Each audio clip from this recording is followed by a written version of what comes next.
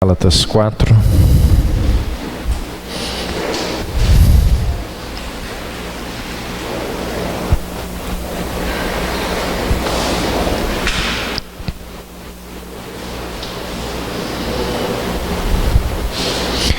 Vamos ler apenas o verso 5. Deus enviou seu Filho, nascido de mulher, nascido sob a lei, para resgatar os que estavam sob a lei, a fim de que recebêssemos a adoção de filhos. Semana passada nós falamos um pouco sobre a doutrina bíblica da adoção. Nós vimos que o propósito de Deus, aqui no verso 5, ele foi duplo: resgatar e adotar. E vimos que ao nos redimir, Cristo não apenas nos resgatou, Cristo nos fez seus irmãos. Vimos que resgatar é muito importante, muito importante. No entanto, adotar é algo inimaginável, é algo que vai muito além do resgate. Vimos também que muitos crentes pensam em salvação apenas em termos do conceito do resgate, vivem a vida apenas na esfera do resgate e não conseguem sair do conceito do resgate, das implicações do resgate, não conseguem tomar posse e enxergar além da transferência dos seus pecados, a ponto de absorver a transferência dos direitos e privilégios que nos foram conquistados através da cruz, para nos tornarmos filhos de Deus. Vimos também que os prejuízos para quem vive apenas na esfera do resgate são muitos, pois além de não desfrutarem dos privilégios dos filhos de Deus, essas pessoas elas vivem tentando conquistar as bênçãos e os favores de Deus através das suas obras. Elas vivem cheias de fobias, cheias de neuras, com medo de não estarem correspondendo à altura daquilo que supostamente elas acham que precisam corresponder para receber a bênção e o favor de Deus. Hoje eu quero refletir ainda mais, um pouco mais, sobre essa doutrina ensinada nas Escrituras, proclamada por Paulo aqui em Gálatas 5, e para isso eu gostaria de levar você até Mateus capítulo 3. Abra aí, Evangelho de Mateus capítulo 3, vamos ler a partir do verso 13 e vamos entrar no capítulo 4 até o verso 11.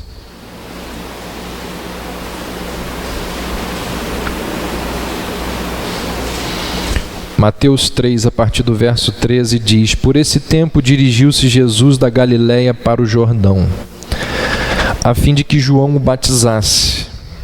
Ele, porém, o dissuadia, dizendo: Eu é que preciso ser batizado por ti, e tu vens a mim? Mas Jesus lhe respondeu: Deixa por enquanto, porque assim nos convém cumprir toda a justiça. Então ele o admitiu. Batizado, Jesus saiu logo da água, e eis que se lhe abriram os céus, e viu o Espírito de Deus descendo como pomba, vindo sobre ele. E eis uma voz dos céus que dizia: Este é o meu Filho amado, em quem me comprazo. A seguir foi Jesus levado pelo Espírito ao deserto para ser tentado pelo diabo. E depois de jejuar 40 dias e 40 noites, teve fome. Então O tentador, aproximando-se, lhe disse: se és filho de Deus, manda que estas pedras se transformem em pães. Jesus, porém, respondeu: está escrito, não só de pão viverá o homem, mas de toda palavra que procede da boca de Deus. Então o diabo levou a cidade santa, colocou-o sobre o pináculo do templo e lhe disse: se és filho de Deus, atira-te abaixo, porque está escrito: aos seus anjos ordenará a teu respeito que te guardem. Eles te susterão nas tuas mãos, para não tropeçares em alguma pedra. Respondeu-lhe Jesus: também está escrito: não tentarás o Senhor teu Deus. Levou-o ainda o diabo a um monte muito alto, mostrou-lhe todos os reinos do mundo e a glória deles, e lhe disse: tudo isto te darei, se prostrado me adorares. Então Jesus lhe ordenou: retira-te, Satanás, porque está escrito: ao Senhor teu Deus adorarás e só a Ele darás culto. Com isto o deixou o diabo, e eis que vieram anjos e o serviram. Até aí.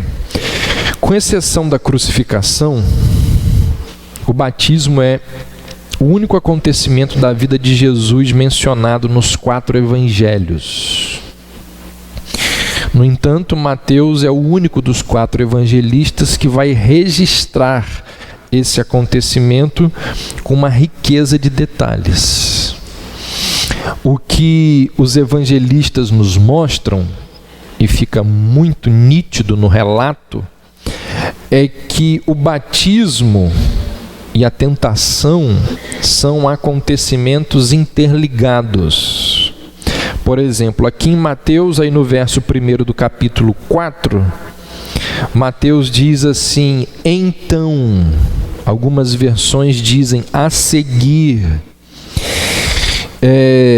Marcos, depois que termina de relatar o batismo, ele diz assim: e logo o Espírito Santo conduziu ou impeliu, forçou Jesus a ir para o deserto. Então não há nenhuma dúvida de que o relato dos evangelistas é intencional, mostrar o batismo seguido da tentação. Essa palavra que Mateus utiliza aqui, então, poderia ter, ou ela tem o sentido de em vista disto. Por causa do batismo, Jesus foi, ou em vista do batismo, Jesus foi para a tentação. E como nós sabemos, pelo relato de Mateus, o que acontece no batismo é algo espetacular, algo estupendo. A Trindade estava presente. O Espírito que desce em forma de pomba, o Filho sendo batizado e o Pai que através daquela voz que vem do céu diz: este é o meu Filho amado, em quem me comprazo, em quem tenho prazer, em quem tenho alegria. Então, logo depois deste acontecimento, os evangelistas nos dizem que o que aparece é o deserto. E o deserto, ele vem, junto com o deserto aparece a tentação, a provação, a prova, a dificuldade. Então, de uma circunstância de honra e glória, o batismo, Jesus passa a uma situação de conflito e sofrimento. Então esses relatos, eles nos lembram que o deserto, com todos os seus ingredientes, o deserto com todas as suas características, o deserto ele pode vir nas nossas vidas, mesmo depois de grandes experiências espirituais. Foi o caso aqui de Jesus. Então, batismo seguido de tentação na vida de Jesus nos lembra, nos mostra do fato de que ninguém no mundo consegue ter sucesso, bênção, paz contínua nesse mundo. Por mais que nos esforcemos, por mais que tomemos precauções, por mais que sejamos prudentes, por mais que planejemos, por mais que façamos tudo aquilo aquilo que manda o manual, não tem jeito. Não tem jeito. Sempre acontece alguma coisa para arruinar tudo. Sempre acontece alguma coisa para virar o nosso mundo de cabeça para baixo. Mesmo as pessoas mais talentosas, mesmo as pessoas mais diligentes, mesmo as pessoas mais esclarecidas, mesmo essas pessoas, elas são incapazes de fugir dos altos e baixos dessa vida. Alguém pode pensar assim, mas e se eu desempenhar da melhor maneira possível? Se eu fizer tudo certinho, será que ainda assim Deus não vai dispensar constantemente bênção sobre a minha vida? E se eu levar uma vida correta, se eu obedecer, se eu orar todos os dias, será que Deus não vai me abençoar? De quem é esse discurso? Do pessoal judaizante de Gálatas. Os judaizantes estavam dizendo: para você receber a bênção de Deus, você precisa viver de forma correta. O que a Bíblia nos ensina, e o que esse texto aqui de Mateus e o texto de Gálatas nos ensinam, é o fato de que não é pelo desempenho, não é pela performance, não é pela capacidade. Primeiro, nós já temos visto isso, ninguém consegue fazer isso. Não existe ser humano nenhum no mundo capaz de fazer isso. Como temos visto e aprendido, a lei nos mostra que ninguém no mundo é capaz de cumpri-la, de viver dessa forma. Mas imaginemos, suponha que alguém conseguisse, não de forma perfeita, mas de forma extraordinária, muito acima do nível dos crentes que nós conhecemos. Se alguém conseguisse obedecer de forma extraordinária, imagine que existisse uma pessoa que fosse abundantemente sábio em compreender os caminhos de Deus, que exista uma pessoa que consiga, por sabedoria, por maturidade, por comunhão com Deus, sempre tomar as decisões certas. Imagine que existisse alguém que jamais vacilasse em sua fé, alguém que nunca cantaria aquele hino oscilando a minha fé, porque a fé dele não oscila. Imagine que existisse alguém que conseguisse agradar a Deus em tudo que ele fizesse. Será que se alguém conseguisse ter um estilo de vida desse, essa pessoa, ela estaria livre de aborrecimentos, livre de problemas? Essa pessoa, ela conseguiria a bênção, o favor de Deus por causa do seu estilo de vida? De maneira nenhuma. Nós estamos diante de alguém, ao lermos o texto de Mateus, que viveu melhor do que essa pessoa que eu acabei de descrever. A Bíblia diz que Jesus, ele foi perfeitamente agradável a Deus em todas as coisas. Como nós vimos aqui no relato, o Espírito Santo desce sobre Jesus como na forma ali da pomba, desce sobre Jesus para guiá-lo em todas as coisas.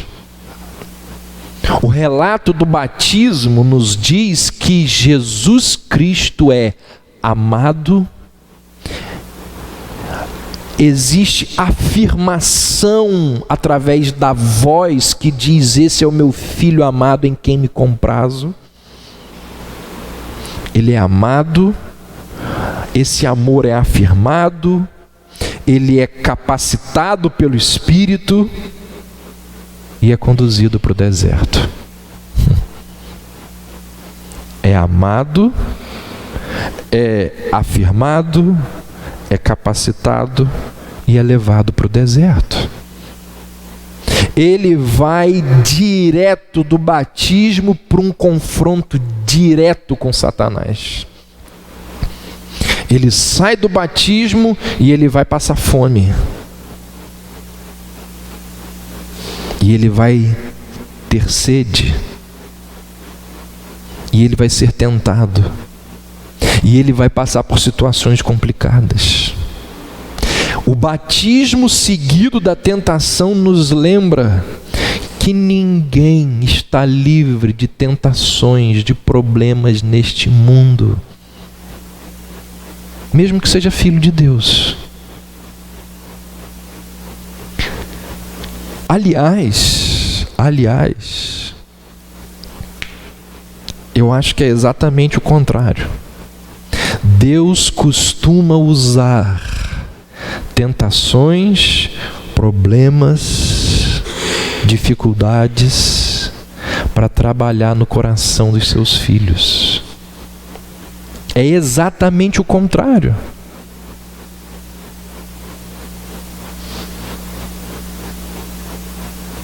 Lágrimas e sofrimento não são necessariamente sinais do desprazer de Deus. Pode ser exatamente o contrário. No relato de Marcos diz que quem levou Jesus para o deserto foi o Espírito Santo. Lembra-se de Jó? Aquele grande patriarca. Quem de nós tem uma vida semelhante à de Jó? Deus chama Satanás e diz assim: observaste o meu servo Jó?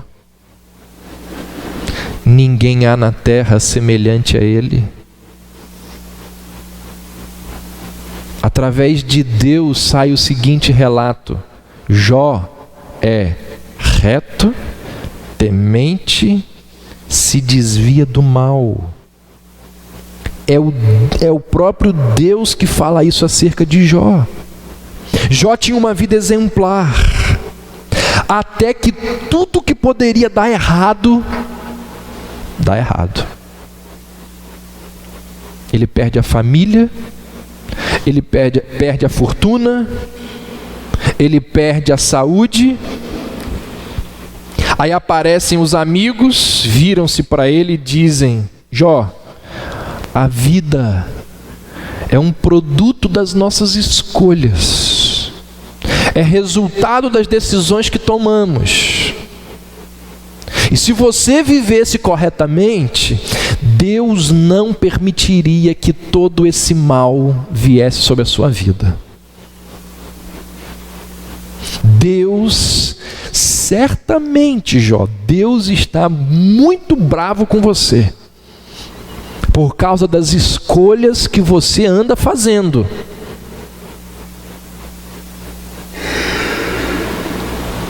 E lá no final do livro, diz que Deus vira-se para os amigos de Jó e diz: vocês não disseram o que é correto acerca do meu servo Jó. Tudo que vocês falaram acerca dele não procede. Quando a gente olha para Jesus, quando a gente olha para o relato bíblico do batismo seguido da tentação, fica muito evidente que o amor de Deus para com os seus filhos não depende ou não se baseia no desempenho. não depende do desempenho. Olha o que Satanás diz a Jesus, verso 3 do capítulo 4 de Mateus. Então, o tentador, aproximando-se, lhe disse: se és filho de Deus, manda que estas pedras se transformem em pães. Olha que coisa interessante.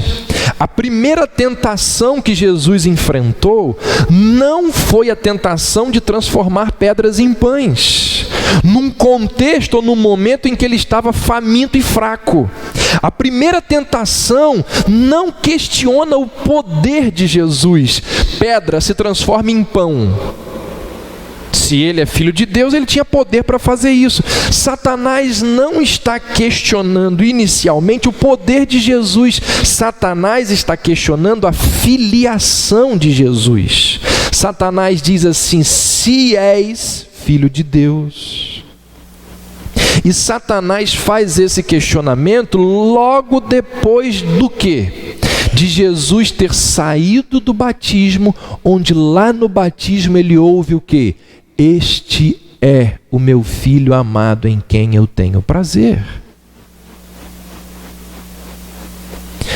Então, acabar com a nossa identidade de filhos, de filhas de Deus, é uma das maiores investidas de Satanás. O que Satanás mais tenta fazer é destruir a nossa identidade de filhos e filhas de Deus. Afinal, sem identidade, nós ficamos desprotegidos. Sem a identidade de filhos de Deus, nós ficamos vulneráveis a todo tipo de ataque. Não é assim com uma criança que não tem pai? A criança que não tem pai, quem a defende? Quem defende o órfão? A Bíblia diz que é Deus. Mas aqui nesse mundo, qual é o ser humano que defende o órfão? Não há quem a defenda. Uma criança, um filho sem pai é extremamente vulnerável. E Satanás sabe disso. Satanás sabe que aquelas pessoas que vivem apenas na esfera do resgate e não vivem debaixo da filiação são pessoas vulneráveis.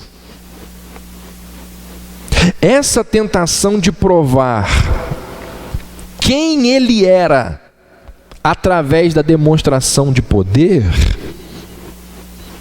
vai se repetir várias vezes na vida de Jesus, em vários momentos. Lembra lá, no momento final na vida de Jesus, um dos ladrões vira-se para ele e diz assim: se tu és o Cristo, salva-te a ti mesmo e a nós também. Questionou a identidade dele.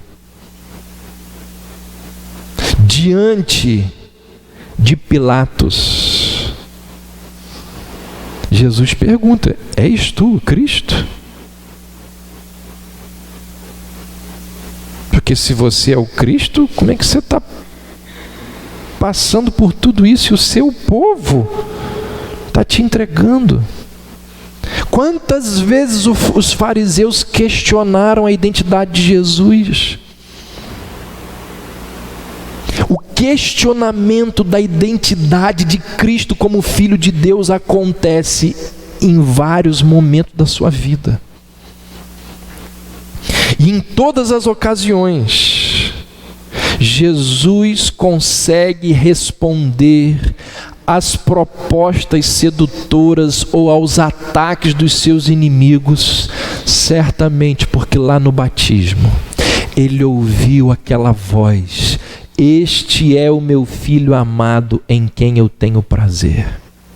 Foi a voz que ele ouviu ali no batismo que o sustenta em todos os momentos difíceis. Semelhantemente, é a consciência de quem nós somos que nos ajuda a enfrentarmos as tentações desse mundo. Se realmente nós somos filhos de Deus e temos ciência e consciência disso, se somos filhos de Deus, nós vamos dizer não para uma quantidade enorme de propostas sedutoras, pecaminosas. Por que você não vai fazer isso? Porque eu sou filho de Deus. Por que você não vai fazer aquilo? Porque eu sou filho de Deus. Se nós temos ciência e consciência de que somos filhos de Deus, nós temos certeza de que no momento da tribulação nós vamos ser acudidos, nós vamos ser ajudados diante das seduções do mundo.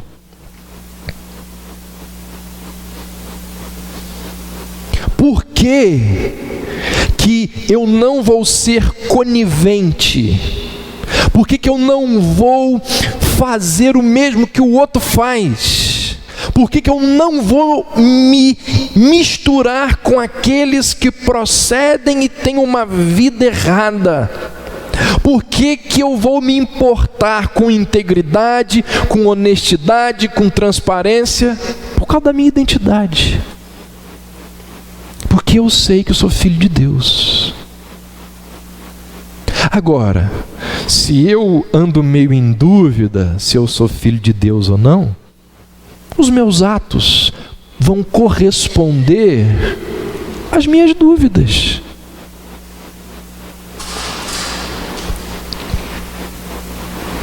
Então é a consciência de quem somos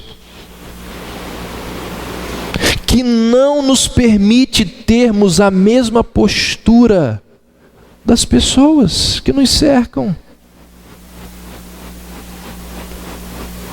Eu não posso fazer isso.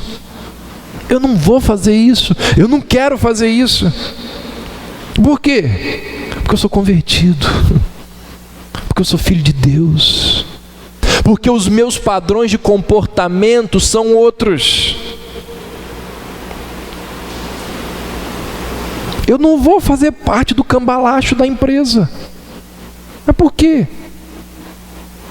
Porque eu sou filho de Deus. Acho que eu já contei isso aqui. Uma das melhores histórias, ilustrações disso para mim, foi quando o pastor Ivênio, pastor da igreja Batista da Redenção em Belo Horizonte, o filho dele se converteu. Pai orando por ele, anos e anos. O filho se converte. Tem uma conversão parecida com a de C.S. Lewis. Vou falar de C.S. Lewis hoje à noite. Estava no ônibus de madrugada, indo para um lugar que ele não devia ir. A ficha caiu. Ele percebeu, ele pega o ônibus de volta para casa e diz: pai, toca a campainha desesperadamente. O pai aparece: pai, eu entendi, eu compreendi, o evangelho veio a mim. Aí o pai foi, encheu a banheira da casa dele, batizou o filho na hora, por causa de uns métodos eclesiológicos que ele entende lá. Aí quando o filho levantou, o filho falou assim: agora eu estou com um problema. O quê? Eu vou ter que terminar com a minha namorada, namoro de anos. Eu vou ter que terminar com a minha namorada. Por quê? Porque ela vai querer que eu fique transando com ela e eu não vou transar com ela. A cabeça muda. Por quê? Porque eu sou filho de Deus. É a consciência de quem somos que não nos permite termos a mesma postura do mundo que nos cerca.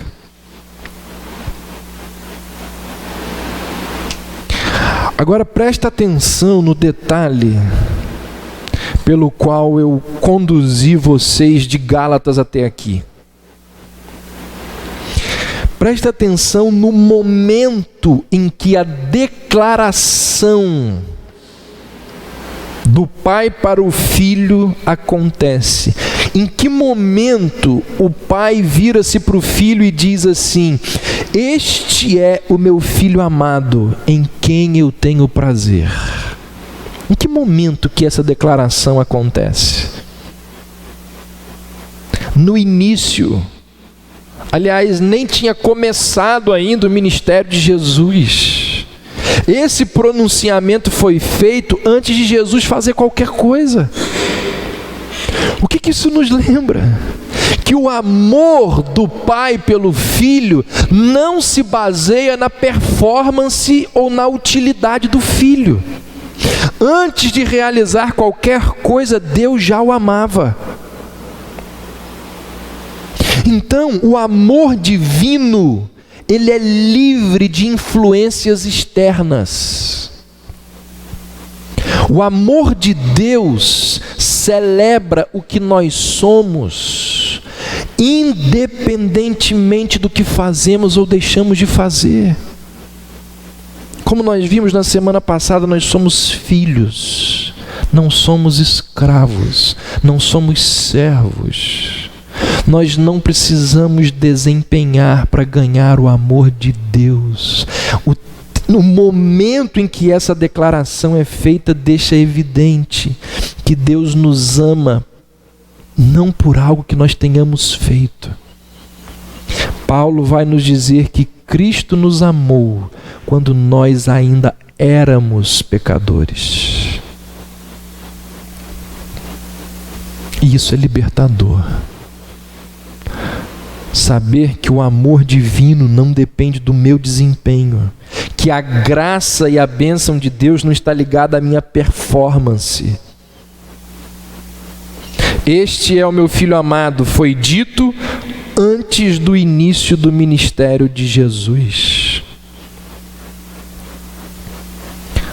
Não há nada que possamos fazer para Deus nos amar mais. Não há nada que possamos fazer para Deus nos amar menos. É uma das frases mais famosas de Philip Yancey naquele livro, Maravilhosa Graça. Ou seja, o amor de Deus pelos seus filhos é livre de influências externas. Diferentemente de nós, né? Eu e você, o amor das criaturas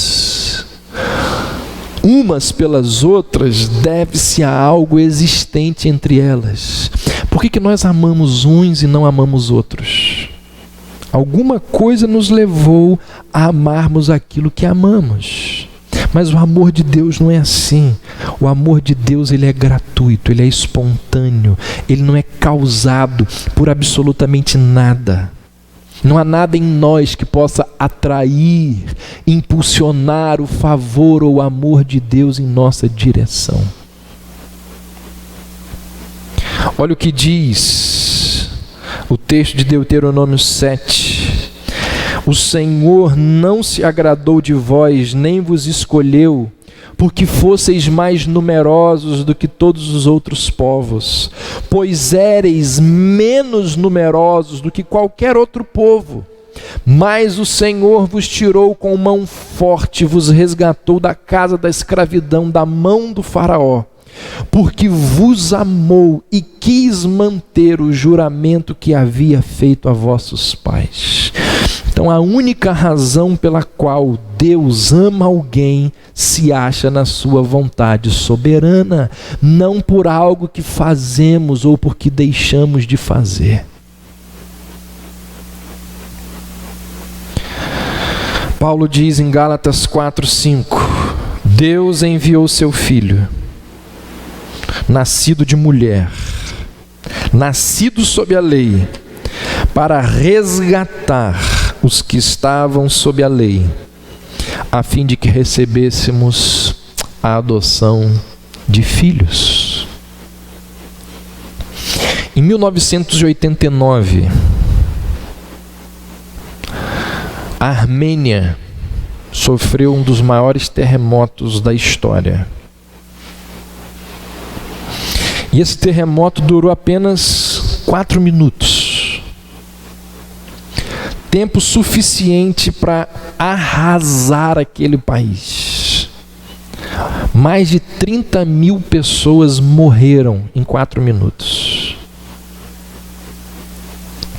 Logo que cessou o tremor de terra, um pai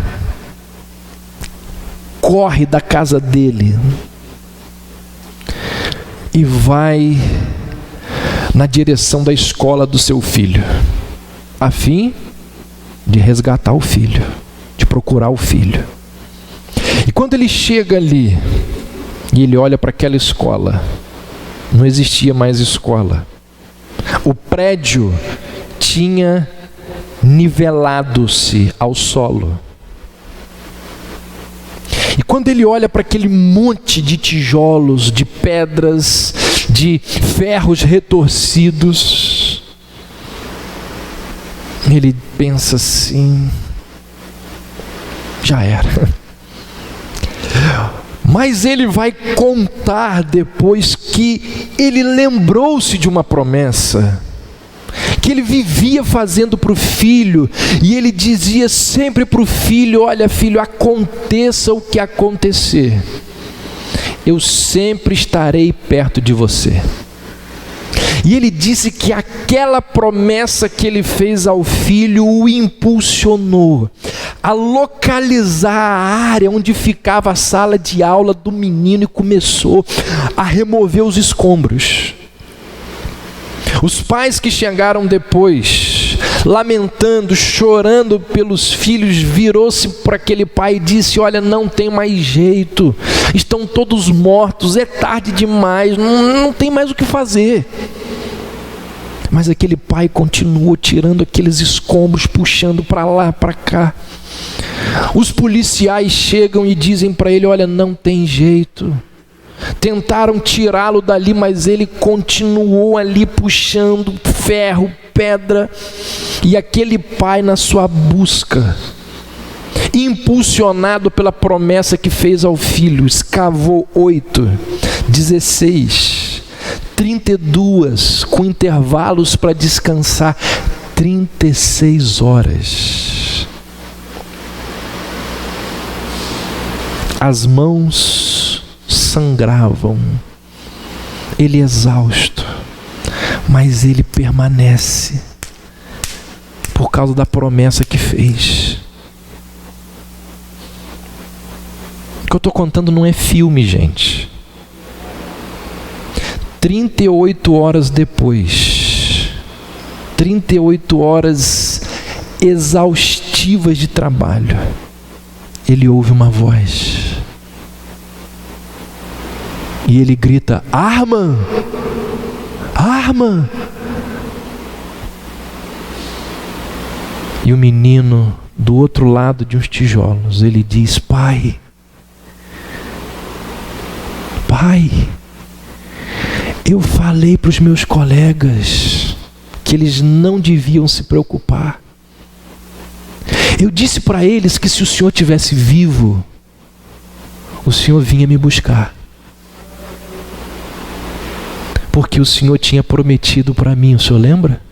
Aconteça o que acontecer, eu estarei sempre perto de você. Gente, isso não é filme, isso aconteceu. Gente, o mundo ele pode desabar, a terra tremer, mas quem é filho de Deus tem a convicção, a certeza de que o Pai estará sempre perto. Isso não significa de forma alguma ausência de problema. Isso não significa que nós nunca teremos e enfrentaremos dificuldades. Isso significa que o nosso Pai, Ele sempre estará pronto para nos auxiliar diante das nossas dificuldades. Por isso que Satanás, de forma muito sagaz e inteligente, ele questiona a filiação de Jesus. O inimigo das nossas almas sabe muito bem que se nós perdermos a nossa identidade de filhos de Deus, tudo começa a ruir. A gente perde a força e a gente começa a naufragar na fé. Satanás, ele faz tudo o que estiver ao seu alcance para que os filhos de Deus percam a compreensão da filiação. Porque uma vez perdendo a compreensão da filiação, eles vão tentar desempenhar para ganhar o amor do Pai. Eles vão tentar ganhar o favor do Pai através de obras. E tentar ganhar o amor do Pai através de obras nos leva ao desespero, à depressão, nos leva a uma série de problemas, porque nós nunca saberemos se aquilo que estamos fazendo é suficiente. Satanás vai fazer de tudo que estiver ao seu alcance para que os filhos de Deus esqueçam ou jamais descubram o seu status de filho, porque assim fica muito mais fácil de ficar acusando. Se você tem dúvida da sua filiação, a acusação satânica é muito mais forte. Satanás fará de tudo que estiver ao alcance dele para que os filhos de Deus venham a acreditar que o relacionamento deles com o Pai é na base, com Deus é na base não da graça, mas do mérito. Foi exatamente isso que aqueles judaizantes estavam fazendo nas igrejas da Galácia.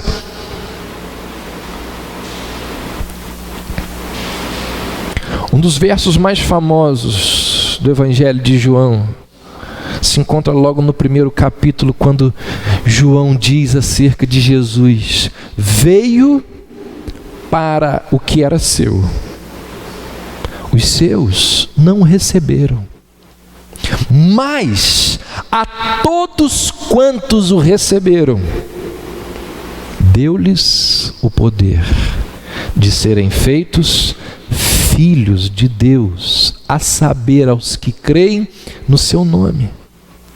O que João está dizendo? Que quando nós descansamos na obra de Cristo em nosso favor, nós somos adotados na família de Deus. E essa certeza da filiação gera segurança. E a segurança é a raiz da alegria que nós temos nesse mundo.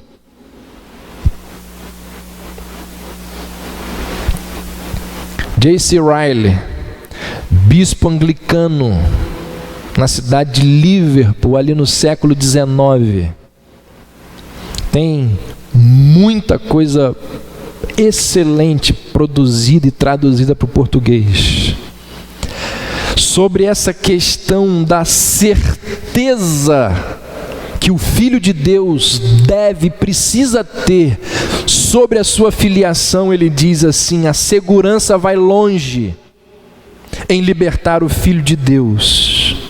A segurança o deixa paciente na tribulação, calmo no luto, impassível na dor, sem medo das ondas malignas, satisfeito em toda situação, pois lhe confere firmeza de coração.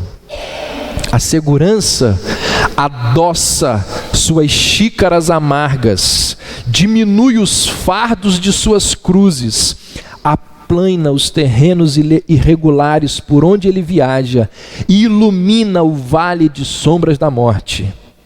A segurança faz que sempre sinta ter algo sólido sob os pés e firme debaixo das mãos, um amigo de confiança e um lar seguro no final.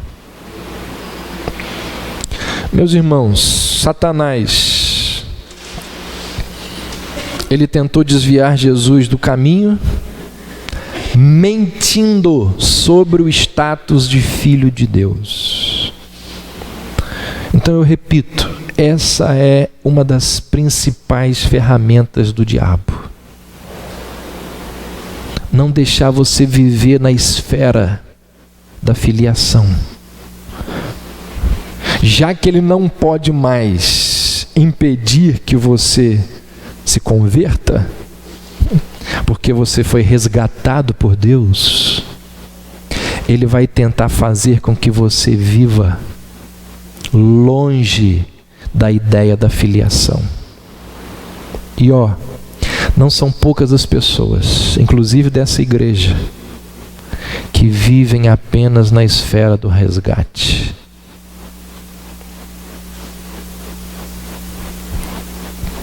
Por isso que Satanás vive sugerindo ideias que vão contra as ordens expressas de Deus.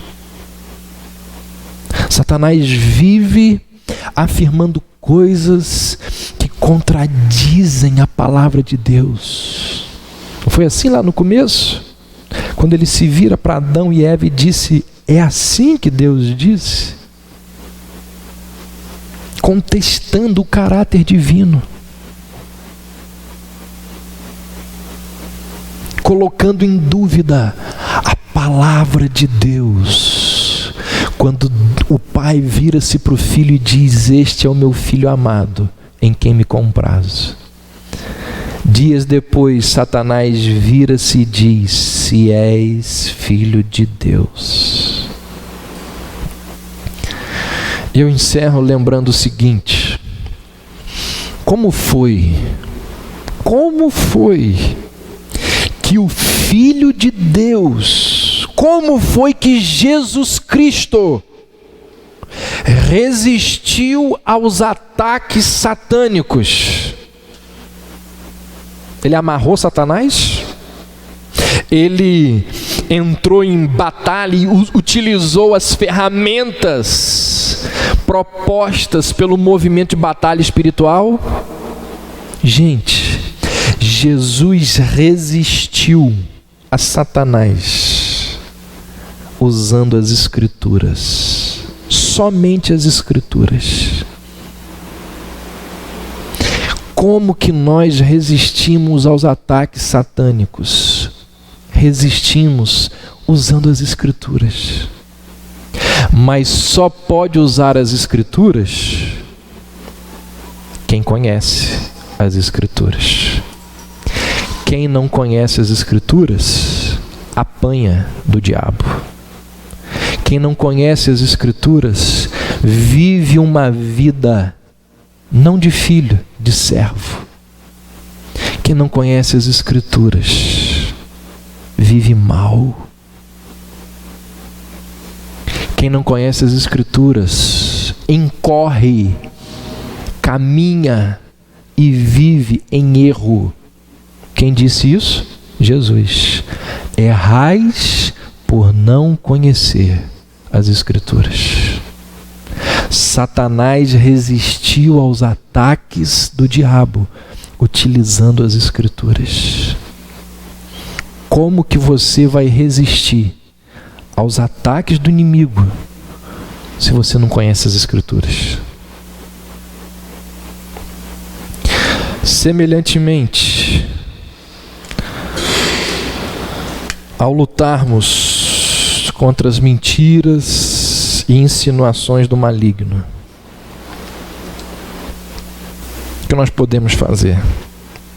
Usar as verdades das Escrituras. Usar as promessas da Bíblia para resistir aos problemas que nos sobrevêm. E tem mais uma coisa. Nós devemos confiar não apenas na palavra do Senhor, mas também no Senhor da palavra. Porque nós não dispomos apenas de um livro, por mais poderoso que ele seja. Nós dispomos também do auxílio e da ajuda do próprio Jesus. Deus enviou o seu Filho, nascido de mulher, nascido sob a lei, para resgatar os que estavam sob a lei, a fim de que recebêssemos a adoção de filhos. Amém.